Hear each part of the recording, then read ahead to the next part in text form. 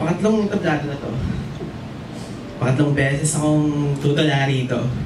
Pero bago ko simulan yung una kong tula, gusto ko may isabit muna ako. Ito ay hindi para sa kanya, kundi para sa version kong bata. Ito ang dahilan bakit ako tumutula. Edad 7 nang maranasan ang depresyon. Edad 8 nang maranasan ang diskriminasyon. Edad 9, araw-araw ay balisa na baka mangyari ulit yung nangyari noon. Edad 10, akala'y pagkamatay ang natatanging solusyon. Libong-libong luha ang rumalisa sa kaisipan kong bata. Binalot ng mga salita ang kumpiyansa ng bata. Humiling ng tulong kay Bathala nang di pinakinggan. Pagkikil sa sariling buhay ang nakita na solusyon sa depresyon, diskriminasyon at mga alaala ng kahapon ng kamalas-malas na bata.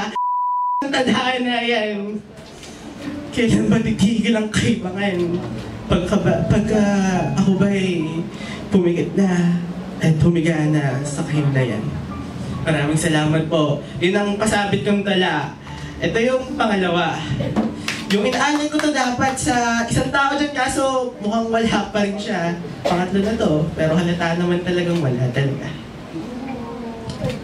Ano ba pangalan niya?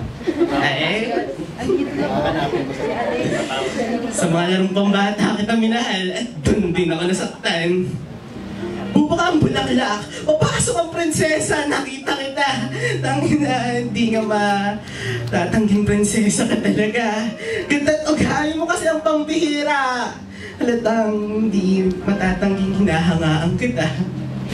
Di ko rin malilimutan ang unang dampi ko sa iyong mga kamay. Larong luksong tinik ang naging daan. Para kamay mo'y aking madampian. Nagsaya din tayong dalawa. Nang matayan natin sila, ang simpleng abir nagpagtap sa aking mga paa. Na sobrang paghanga ko sa iyong naging pangamba. Na baka sa susunod na makita kita, hindi na makaayang sariling magwala. Pumasok pa ang larong tumbang preso. Ako ang matibay na lata na hindi magpapagiba. Ngunit yung ngiti mo na nagsilbing lata ay tsinelas pala. Patawad, ako'y nalilito na. Yung tsinelas ng ngiti mo ay nagpatumba sa puso kong lata. Mahal na yata kita. Ano ba? Taguan ba ito ng tsinelas? Pero hindi tsinelas yung tinago ko, kundi yung nararamdaman ko sa'yo. Kasi ang labo naman tayo. Imposibleng matupad ang pangarap ko.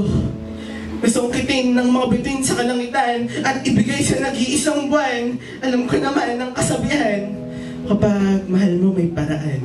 Pero ano ang paraan? Para ikay makamtan. Ikaw kasi ay imposibleng makamtan. Patawad kung ako'y hibang sa mga hangal, sa mga paraan para ikay makamtan. Di lang kasi estado ang nagsisilbing harang sa aking mga nararamdaman. Pati rin ang magustuhan mong si di ako.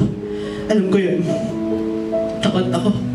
Kasi hindi ito patintero para lang iwanan ang mga bantay mo. Totoong buhay na to at ang harang na dapat iwasan ko ay ang katotohang hindi ako gusto mo. At pwede bang tigilan na natin ang larong langit at lupa at bumaba ka naman sa iyong kalangitan at pagbasta tingnan ng puso kong sugatan, nahihirapan. At dito sa kalupaan patuloy na nasasaktan. Dahil sa mga larong habol-habulan, parati na lang kasi ako ang taya. Habang hinahabol kita, palayo ka ng palayo habang nakatitig sa kanya. Atensyon mo sa kanya. Tapusin na rin natin ang larong tagu-taguan. Dahil wala umpisa, wala ka namang bahala kung tingnan, hanapin at bigyan atensyon. Dahil wala umpisa, hindi mo naman ako nakita dahil atensyon mo sa kanya. Tama na ang mga larong pambata dahil gabi na at uwian na, hindi na kailangan umamin pa dahil alam ko na, natalo na. Wala pa nang umpisa pero pinili kong makipaglaro para makita ka, masulyapan ka. Ang talanan ko, okay na yun. Pero bago ang pag-uwi, pwede bang humiling? Pwede ba bang makalaro ka sa huling pagkakataon? Topic.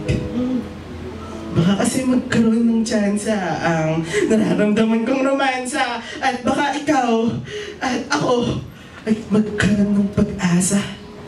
Kaya hingin ko kay Tadhana na bigyan naman ako ng panalo sa huling laro naming dalawa. At bigyan ng tsansa na maging kami ng prinsesa kong kalaro ko. Prinsesa kong pinapangarap ko.